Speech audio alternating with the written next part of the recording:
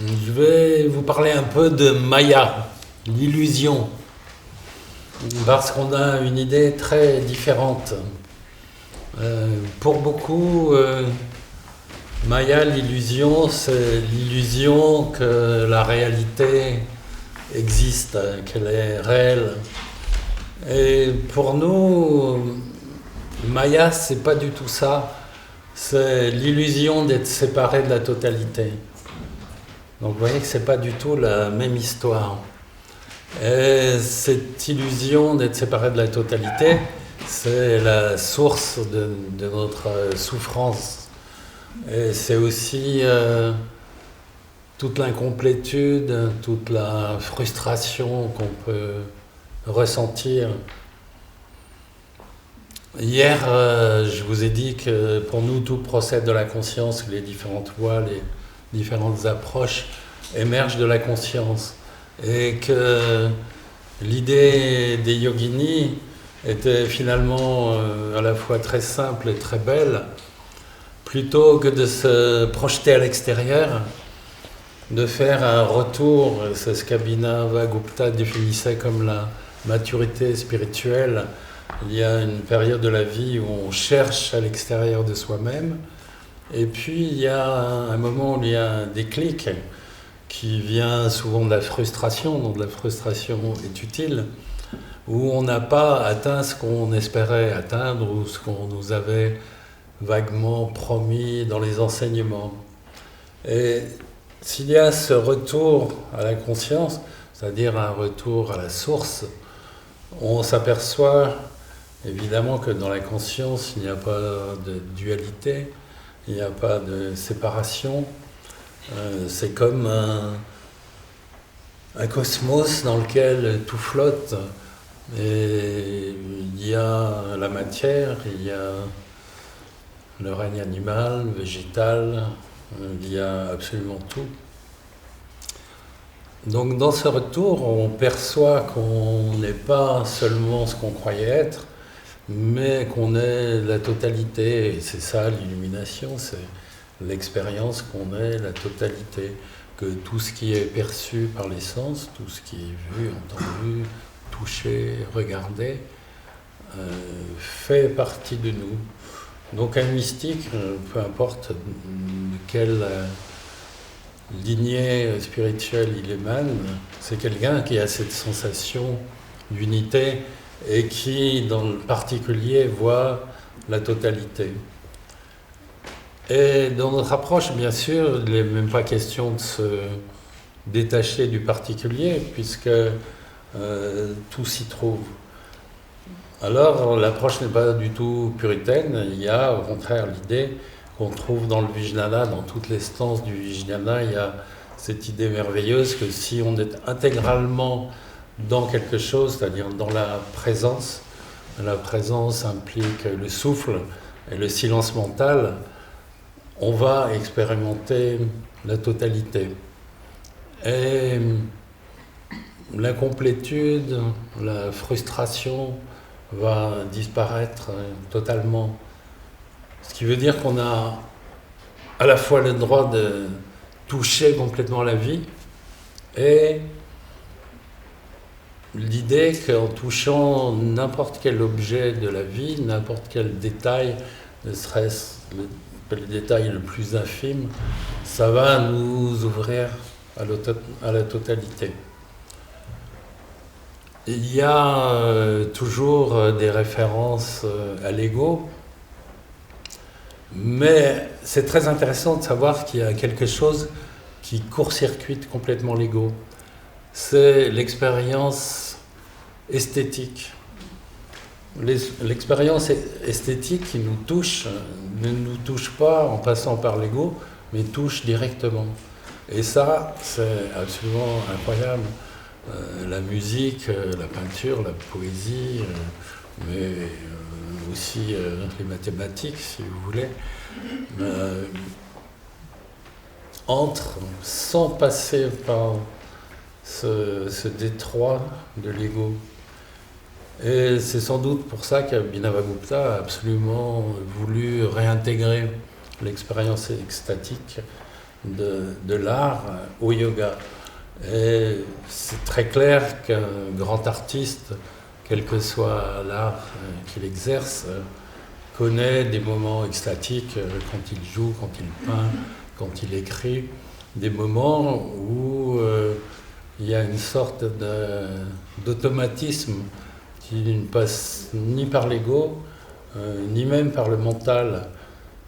Et bon, on comprend ça facilement pour la musique.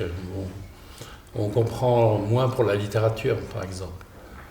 Et c'est assez évident pour un écrivain qu'on peut écrire d'une manière non mentale. Quand j'écris, par exemple, j'ai l'impression d'être la secrétaire du cosmos. Je tape ce qu'on me dit. Mais j'ai jamais l'impression qu'il y a une réflexion, qu'il y a une opération mentale. C'est quelque chose de direct. Alors, servez-vous de toute la beauté qu'on trouve dans les arts, mais aussi qu'on trouve partout dans la vie, dans la nature, etc., pour bypasser l'ego qui est une sorte de grand collectionneur et qui veut s'attribuer tous les mérites. Et ensuite, l'ego va se détendre. Et il sera toujours là, bien sûr, mais d'une manière subtile, et souvent somnolente, voire carrément endormie. Donc le yoga, c'est aussi cette capacité, c'est surtout cette capacité d'émerveillement qu'on peut avoir et qui va tous les jours nous guider vers l'infini à travers quelque chose de fini. Et comme ça, on évite la distinction d'absolu, relatif, pur, impur, profond, superficiel. Parce que finalement, toutes ces distinctions proviennent du mental. Et sans le mental, il n'y aurait aucun problème. Ce qui veut dire que quand il se couche, c'est très joli comme expression, comme un animal. Hein. Lalita disait ça. Quand le mental se couche, imaginez votre chat qui tout d'un coup se couche, c'est merveilleux. Il est toujours là, il est toujours actif d'une certaine manière, mais silencieux. On ne peut pas sortir de l'activité cérébrale, c'est pas possible.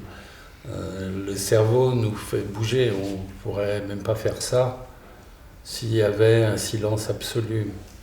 Donc le silence mental, ça veut simplement dire qu'il n'y a pas de répétition, ça ne veut pas dire qu'il ne se passe rien. Et souvent, dans l'univers spirituel, on confond un peu, on se dit, bon, le silence mental, c'est le blackout total, il n'y a rien. Non, ça marche tout le temps, mais il n'y a jamais de répétition, ou disons très peu. Et c'est ça le silence mental. Et souvent, on recherche quelque chose de trop absolu. Évidemment, on n'arrive pas à l'atteindre. Et qu'est-ce que ça crée ? Ça crée de la tristesse, de la désillusion, l'impression d'incapacité. Parce que l'ambition était à la fois absurde et disproportionnée. C'est important dans le yoga de lâcher le trop grand. Parce qu'autrement, on est toujours dans l'inassouvissement. Et l'assouvissement, ça vient uniquement de la présence. Une abeille qui traverse un carreau peut être la porte du cosmos. Il y a une petite pratique que vous pouvez faire qui est merveilleuse. Essayez de faire ça pendant toute une journée. Tout ce que vous faites, tout ce que vous touchez, tout ce que vous buvez, tout ce que vous mangez, tout ce que vous regardez, vous vous dites c'est moi. Je suis la tranche de pain, je suis le mur, je suis la lumière, je suis le vent, je suis le soleil, je suis la lune. Si vous arrivez à le ressentir vraiment, il y a un processus d'union qui s'établit. Et c'est simplement ça, un état extatique. De sortir de cette idée qu'on est un être séparé qui flotte dans un triste cosmos. Alors on devient un être intimement vivant, frémissant, qui est prêt à entrer par toutes les portes qui nous sont proposées. Finalement, tout ce qui est autour de nous, c'est une porte vers l'infini. Et les arts, c'est l'antichambre de l'illumination, voire une antichambre sans mur et sans porte. Donc, si vous entrez profondément dans la beauté, quelle qu'elle soit, la beauté la plus simple, la plus sophistiquée, c'est vraiment là que ça se passe. Et imaginez que la plupart des artistes qui ont produit de grandes œuvres étaient dans un état d'illumination. C'est comme les textes. Les textes, c'est pas quelqu'un qui a réfléchi longtemps pour se dire, bon, comment est-ce qu'on pourrait atteindre l'état d'illumination, et qui ont créé un programme pour qu'on arrive. Non, ce sont des gens qui ont connu naturellement ou par des pratiques l'état d'illumination et qui ont produit un texte simplement pour qu'on puisse y retourner. Donc c'est aussi simple que ça. Et c'est la raison pour laquelle les Cachemiriens insistent beaucoup sur le fait que les maîtres devraient écrire eux-mêmes les textes. Parce que là, il y a la charge mystique qui peut vous reconduire à l'origine de la sensation.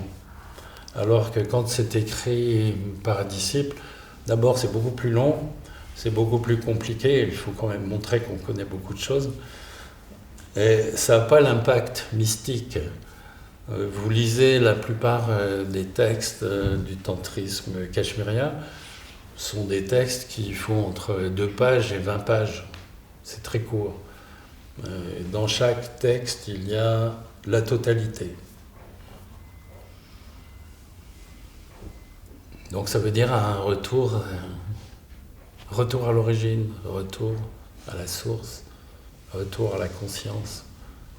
Et comme votre conscience individuelle va fondre complètement quand elle perçoit la conscience cosmique, il n'y a plus de conscience, il n'y a qu'une conscience. Et c'est là que tout commence à aller un petit peu mieux et que la vie devient plus simple. Alors, pensez à ça. Retour à la source plutôt que quête dans le lointain. Plus de projection du divin en dehors de soi-même. Et comme je vous l'ai dit hier, si vous vous réveillez en vous sentant divin, évitez de le dire. Vous gardez ça pour vous. C'est une sensation très naturelle.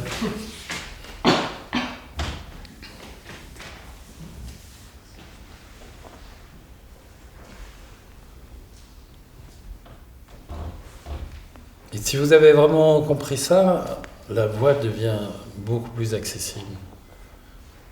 C'est plus cette succession de mystères qui devrait vous conduire à l'infini.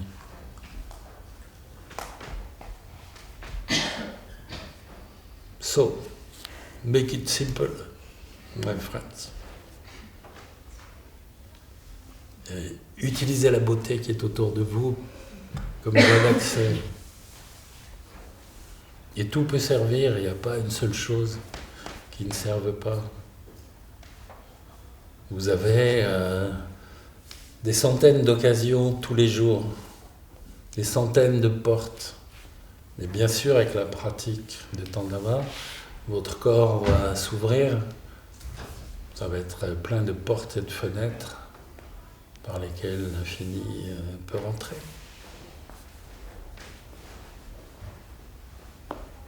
Mais comme ça, on évite de se compliquer la vie.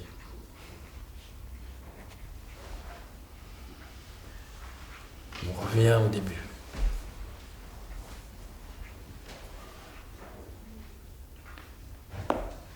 Super.